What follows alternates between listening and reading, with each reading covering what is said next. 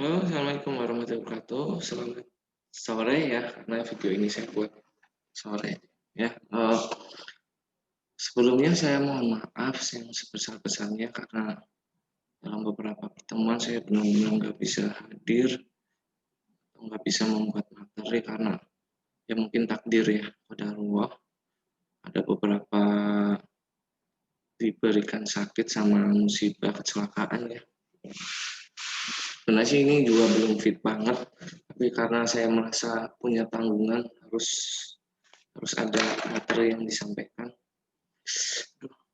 Ya, jadi saya ini coba memberikan materi untuk lanjutan dari branding and corporate identity. Mungkin di materi ini saya akan menjelaskan sedikit ya, sedikit aja tentang apa tentang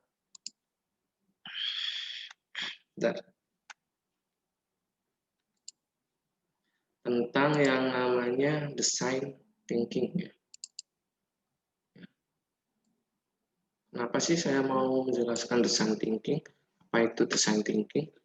Ya, ya mungkin ini aja ya, sepintas saja ya. Design thinking itu adalah salah satu metode desain ya. Salah satu metode desain atau langkah-langkah desain ya yang banyak digunakan atau bisa diterapkan dari berbagai macam proses perancangan desain ya, atau proses mendesain sesuatu ya. Sebenarnya sih ini metode ini hampir semua bisa diterapkan ya di rancangan apapun, entah itu membuat logo atau entah itu membuat aplikasi atau website atau video ya, animasi. Langkah ini bisa dilakukan, sangat sangat memungkinkan atau sangat dapat diterapkan ya. Jadi apabila kalian kebingungan dalam menerapkan dalam membuat suatu metode perancangan, ini salah satunya ya. Sebenarnya metode-metode perancangan banyak ya. Ada yang namanya apa namanya itu, yang dari Google saya lupa itu. Ya, saya lupa ya. Itu untuk perancangan. Cuman saya lebih familiar dengan ini ya karena metode ini juga saya gunakan dalam perancangan tesis saya dulu ya. Proses perancangan produk tesis saya menggunakan metode ini ya. Sini adalah desain thinking itu kita berusaha membuat langkah kerja ya, langkah kerja secara struktural, terstruktur ya, yang eh, nantinya itu akan berlanjut ya, berkelanjutan atau ini berkesinambungan ya, sambung menyambung menjadi satu ya. Tentunya kan eh, dalam mendesain ya kita harus bisa berpikir ilmiah ya dan sistematis. Makanya harus ada proses sistematisnya di sini ya. Nah, di design thinking di sini ada 5 langkah sistematis ya. Pertama empathize, 2 define, 3 ideate, prototype dan test. Nah, untuk empathize ya, ini maksudnya apa? Maksudnya adalah eh, di mana kita mencari sumber-sumber atau data-data yang kita butuhkan, baik data primer maupun data sekunder ya. Nggak tahu sih ini harusnya di metodologi penelitian mungkin bisa dimasukkan, cuman nggak tahu siapa dosen pengajar kalian menyampaikan ini enggak. Syukur-syukur udah disampaikan berarti kamu paham. Kalau tidak ya ini saya sampaikan lagi ya.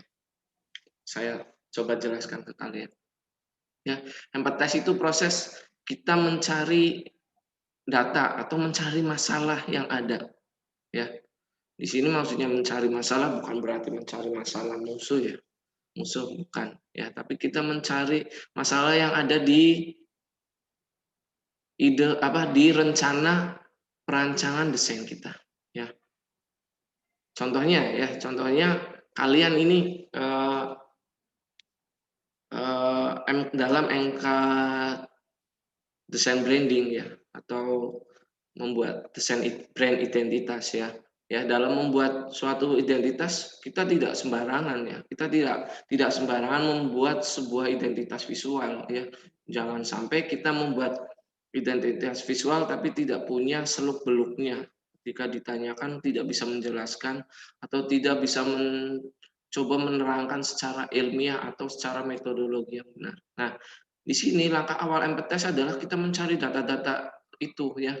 Keterangan-keterangan itu baik primer maupun sekunder. Maksudnya primer adalah ya data-data yang benar-benar menunjang nantinya ke depannya. Kalau kalian sebagai agensi ya berarti itu data-data primernya adalah data-data dari si klien ya, dari brief si klien ya. Dari itu kita kalian coba mengeksplor apa yang mereka masalahkan, apa yang mereka inginkan ya. Apakah mereka pengen membuat sesuatu atau pengen mengusahakan sesuatu untuk suatu usahanya ya di situ kalian bisa mencari tahu ya di sini banyak banget ya mulai mungkin bisa mencari tahu dari visi misinya bisa mencari tahu dari goal si perusahaannya melalui CEO atau direkturnya atau manajernya ya atau bisa jadi kita mencari tahu permasalahan-permasalahan terkait dengan karyawan dan pemasarannya atau bagaimana kayak gitu ya. Ya, kayak gitu ya. Kalau yang kita simpelkan di sebuah film ya bagaimana film itu terbentuk ya atau dalam membuat film itu alur ceritanya, penokohannya itu bisa dijelaskan secara alami ya, bagaimana kenapa penokohannya seperti itu, kenapa alur ceritanya seperti itu. Nah, dari proses empathize ini, dari mencari data ini, sebuah film nanti bisa terlihat menarik ya, terlepas dari sisi videografinya atau teknik videografinya, tapi alur cerita, ide cerita, penokohan itu sangat mempengaruhi di awal ya. Makanya empathize ini sangat perlu ya. Kalian seorang direktur film, kalian seorang fotografi produk, empathize itu perlu ya. Bagaimana menciptakan foto produk yang baik atau enggak bukan bagaimana menciptakan foto produk yang baik atau bagaimana eh, kamu bisa memahami keinginan klien dalam menciptakan sebuah foto produk ya atau menciptakan sebuah film atau menciptakan sebuah aset visual, identitas visual kayak gitu ya. Nah, di sini kamu coba menggali itu dari primer. Sekundernya apa? Sekundernya adalah data pendukung. Bisa jadi kayak misal kamu mau membuat film ya. Kamu berarti harus belajar teknik-teknik videografi ya.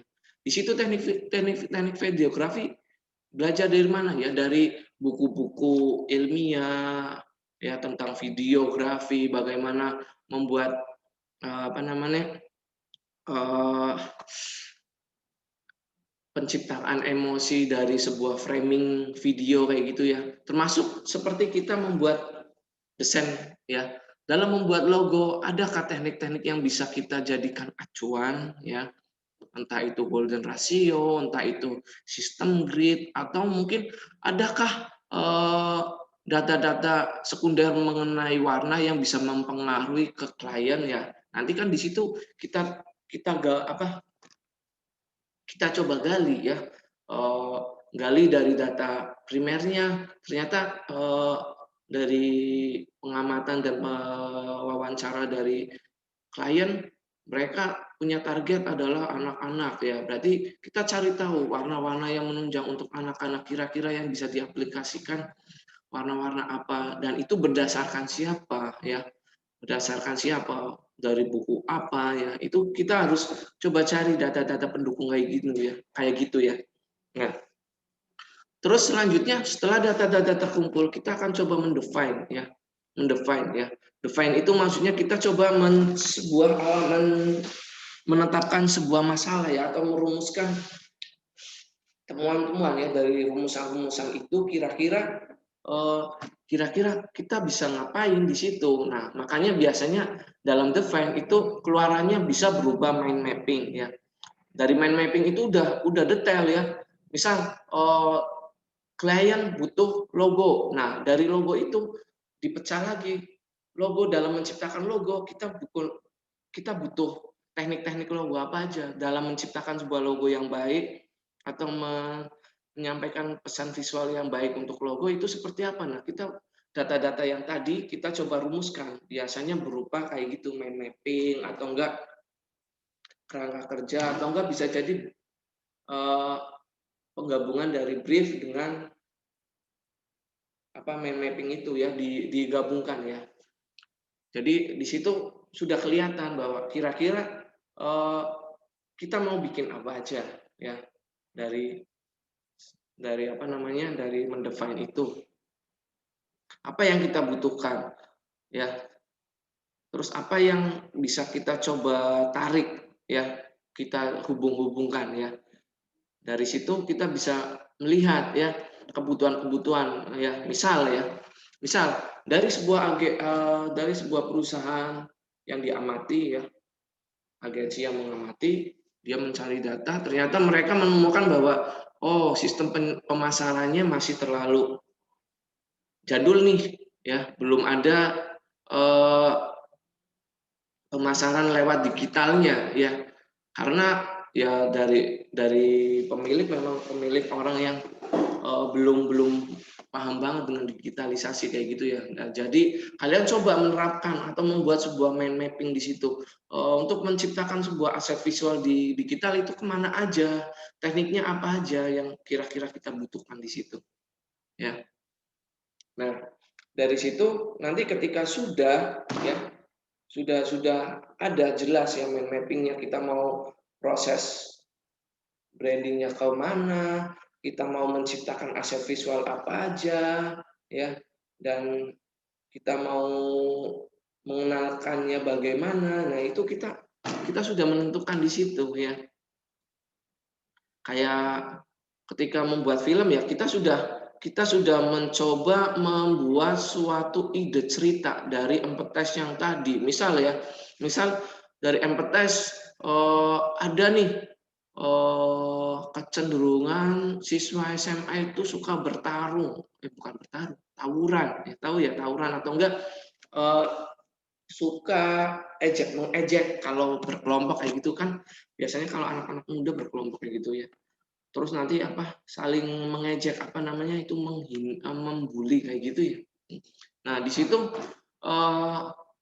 dengan keterkaitan lain tentang medianya dan bagaimana membuat sebuah cerita untuk film. Nah, ya itu teori-teori yang dari data-data yang dari empathize itu kita coba tentukan, membuat suatu cerita ya, konsep cerita atau enggak membuat suatu narasi ya.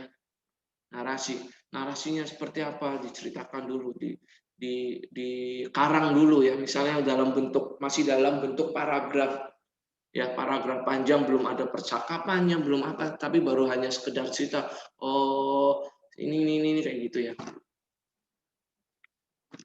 Terus langkah selanjutnya adalah ketika kita sudah mencoba mendefine ya, kita bisa menarik ke sini bagian ideasi ya. Di sini bagian ideasi adalah mencoba mengideasikan dari dua langkah awal tadi, empathize dan define. Berarti dari define itu kita coba ideasikan nih ya. Kalau dalam film animasi itu biasanya sudah dalam bentuk storyboard, storytelling, penokohan ya, alur cerita, kayak gitu ya. Jadi nanti di situ sudah kira-kira sudah ada gambarannya. Oh, storyboardnya kayak gini nih, berdasarkan alur cerita yang dijabarkan secara secara naratif ya. Jadi nanti juga dibikinkan suatu percakapan kalau memang dibutuhkan ya. Kalau di perancangan visual atau branding atau identitas visual itu biasanya kita membuat suatu wireframe ya, atau kita membuat suatu sketsa. Misal dalam membuat logo ya, proses ideasinya logo, kita mau logo yang seperti apa nih. Nah, dari define itu mungkin kita sudah menentukan logo logo mark ya, pictorial mark kayak gitu ya. Kan berarti biasanya pergabungan makhluk hidup atau objek lain dengan objek-objek data atau objek-objek diagonal kayak gitu ya, digabungkan yang akhirnya nanti jadi sebuah logo. Dan itu pun biasanya dalam ideasi itu kita nggak bikin hanya satu contoh, tapi kita bikin beberapa, 2 atau 3 atau 4 ya. Jadi nanti dari proses ideasi itu benar-benar dieksplor terus ya. Kayak kita dalam membuat film pun sama ya. Beberapa storyboard biasanya akan dicoba kira-kira dengan model penceritaan kayak gini, posisi framingnya seperti ini, bagaimana dengan yang lain ya. Itu biasanya kayak gitu, dan itu pasti nanti akan didiskusikan ya, karena itu pasti ada tim ya, tim storyboard kalau di film, atau enggak pasti nanti ada supervisornya ya. Sama kayak ketika kita di agensi nantinya, pasti nanti kita disuruh diskusi dari ideasi-ideasi yang ada, kayak ternyata dari define si klien butuh nih packaging, butuh nih untuk promosi di medsos, atau butuh nih untuk pemasaran di outdoor ya. Terus butuh nih suatu logo karena memang belum ada logonya, baru bungkusan biasa. Nah, dari situ nanti kebutuhan-kebutuhan itu kita coba kreasikan ya, tapi masih dalam berupa sketsa atau wireframe ya. Nah, baru setelah sekiranya dari ideasi itu disetujui oleh tim atau oleh supervisornya ya, kita baru akan melangkah ke langkah prototype ya. Kalau langkah prototype di sini, kalau untuk desain visual identitas visual itu biasanya kita sudah berupa mock up ya. Misal logo yang kira-kira disetujui, kita bikin dalam bentuk wireframe udah wireframe halus ya, bukan wireframe kasar lagi. Udah siap jadilah istilahnya kayak gitu ya, udah rapi ya. Jadi kita coba diterapkan di beberapa media-media contoh, kayak misal media tembok, media papan, atau media apapun, kira-kira sesuai enggak dengan warna-warna dasar yang sudah ditentukan tadi dari proses empathize dan define kayak gitu ya. Kalau di film ya jelas kita sudah mulai masuk ke tahap praproduksi, kita sudah mulai masuk ke produksinya ya. Di sini produksinya ya kita syutingnya ya, sampai sebenarnya kalau di film ini udah masuk dalam itu edit take shoot, editing, sampai udah jadi ya, sampai renderingnya kayak gitu ya. Jadi sudah siap pakai ya. Produk keluarannya adalah produk yang sudah siap digunakan atau dicobakan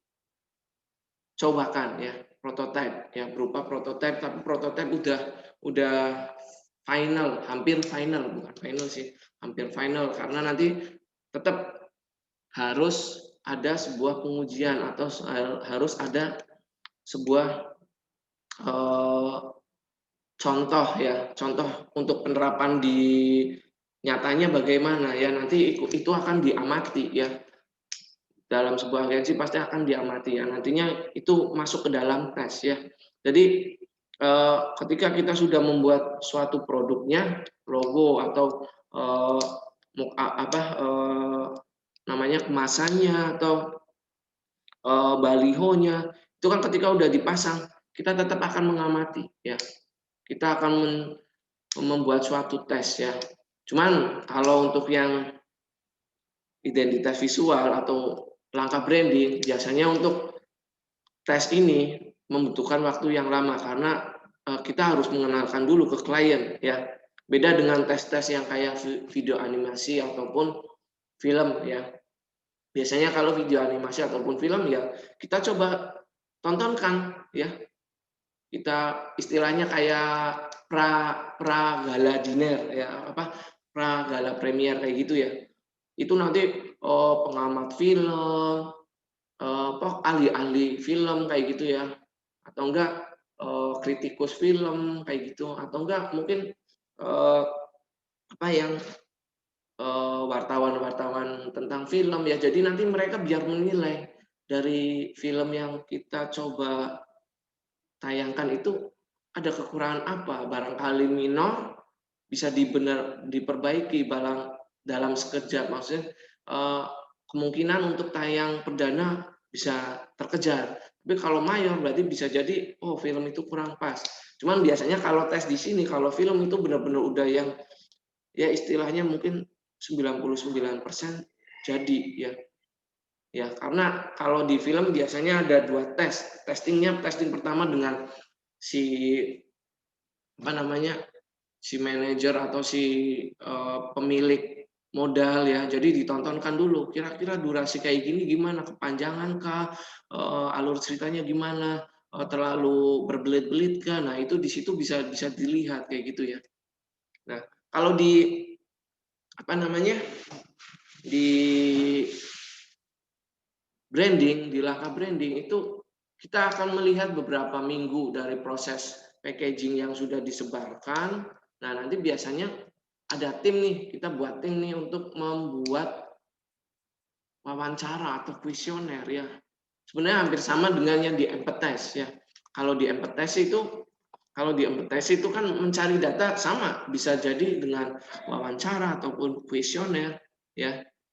Cuman ini untuk mencari data awal dalam perancangan. Sedangkan kalau tes itu biasanya kita mencari feedback ya atau penilaian ulang ya. Jadi nanti dari tes ini bisa dijadikan tolak ukur ke depannya bagaimana desain ini apakah perlu diperbaiki atau apakah perlu diredesain ya.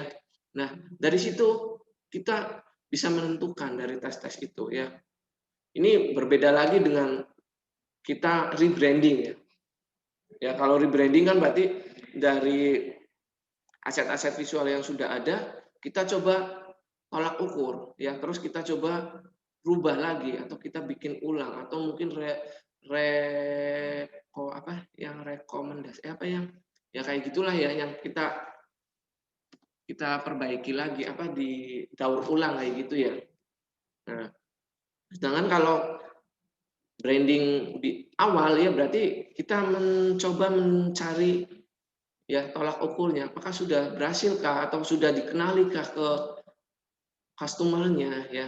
Dari situ kita sudah mencoba ya.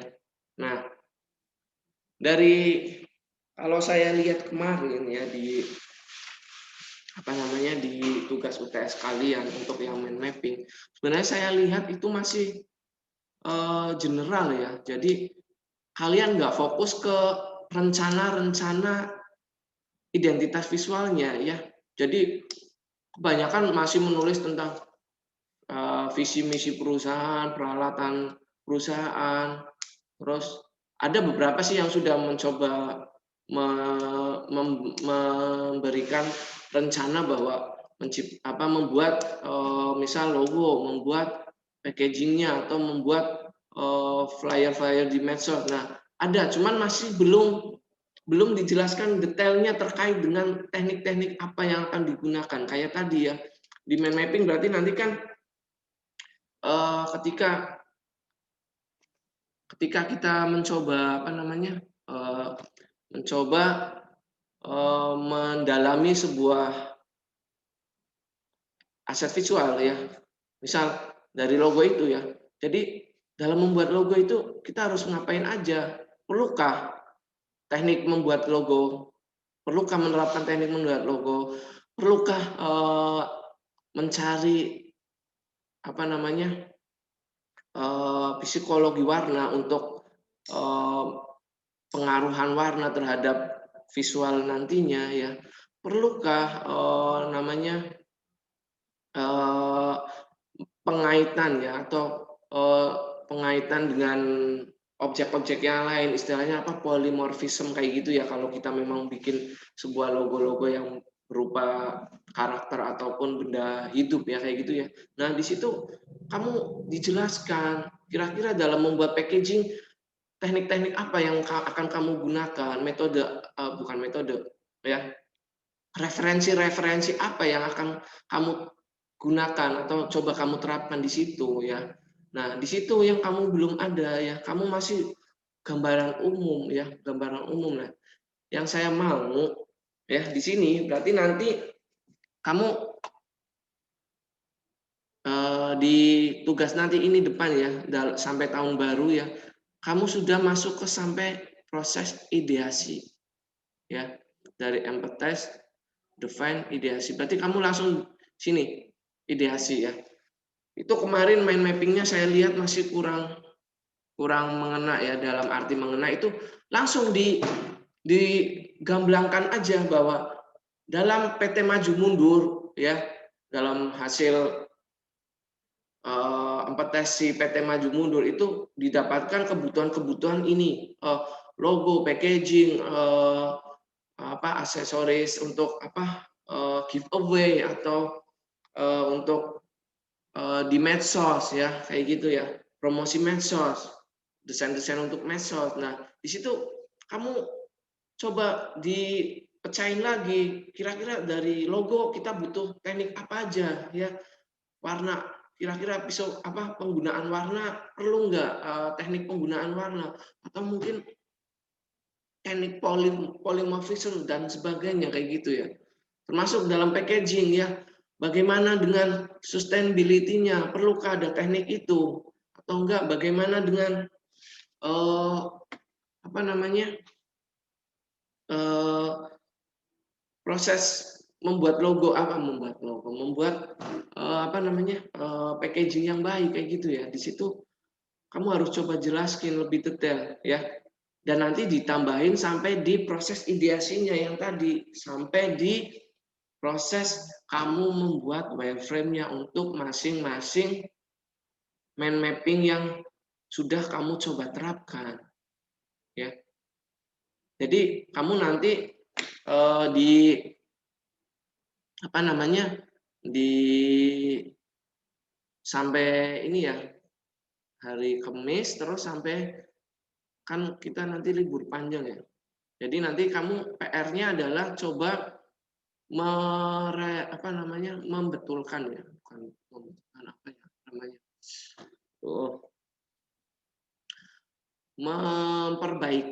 Memperbaiki mind mapping-nya biar lebih dalam dan langsung ke sasaran.